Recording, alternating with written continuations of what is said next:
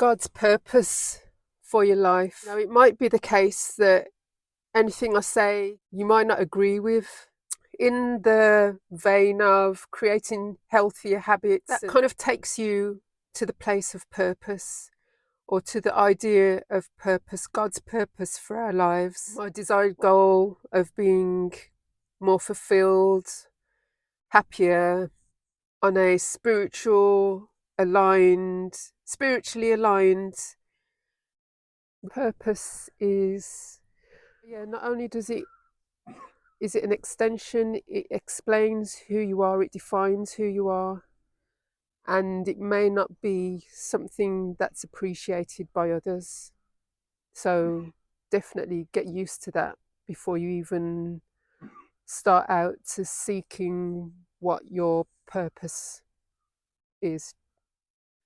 I suppose it's a bit like you're stepping out of an old paradigm into a new paradigm. And so, the old paradigm wants to uphold its ways, its own principles, I suppose.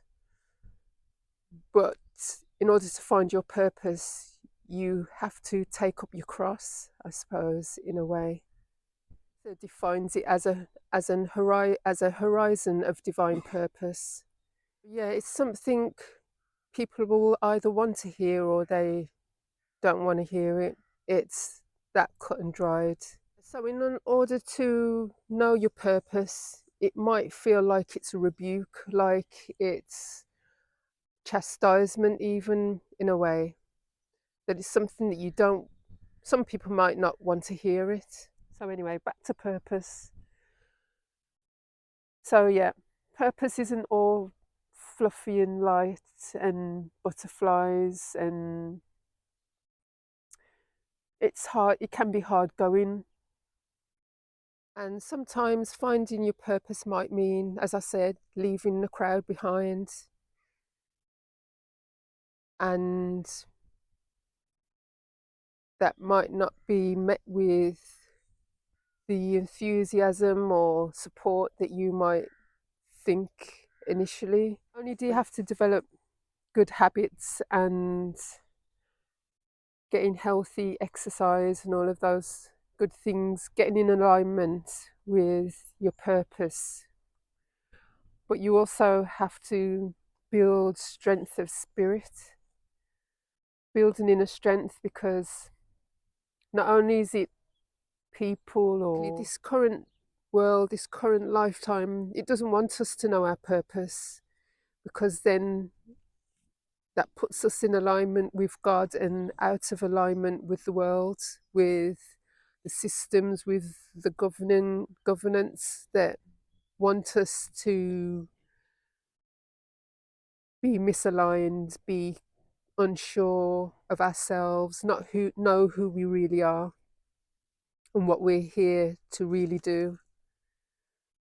So it will cause contention. And so, yes, that's why you do need to let go of the crowd. Find peace, find quiet, solitude, even to work on ourselves, work on our gifts that we've been given, rediscover our gifts. Because it might be a case of having to let go, not just of what's no longer serving us in terms of environment, but in terms of our attitudes, our current habits, our beliefs that we have carried around with us for so long. It's kind of like a changing of clothes, as it were. You're taking off the old garment and putting on the new. It's kind of like when you get married, I suppose. You have to let go of being single, being the person that you were before, because now you step into a new role, a new life. Although finding your purpose is more of a journey, it is a commitment, but it's more of a journey that you take yourself on. And there will be, twists and turns, times when you want to give up and you're tired or you've suffered some form of setback, because it's what will happen. It's you will be tested. That's part of the root, suffering hardship, being tested and having to bounce back, overcome, forgive, even forgive others, forgive yourself, pick pick up from where you left off and keep going, dust yourself off. So before you even get to the destination or the further down the road, you have to toughen up. You have to realize that it's not going to be an easy road. You're going to be met with difficulties.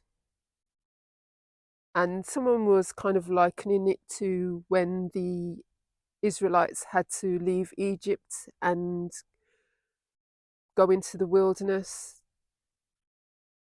when they were on their journey to find their promised land. It didn't happen in a year, it happened in it was a generational thing. Generations changed.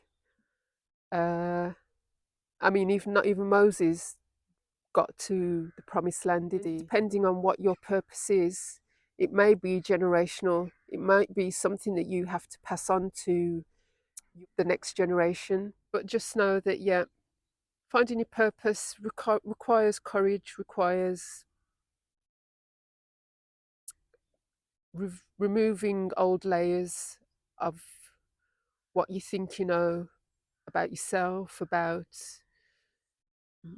the environment you surround yourself in. And just know that the seeds that you sow today are what you will reap in the future. It's not something you can be laid off from. It's not something you'll wake up in a few years' time thinking, is this what I really want? What am I doing with my life? It's a tree that you're planting and a tree that will bear fruit.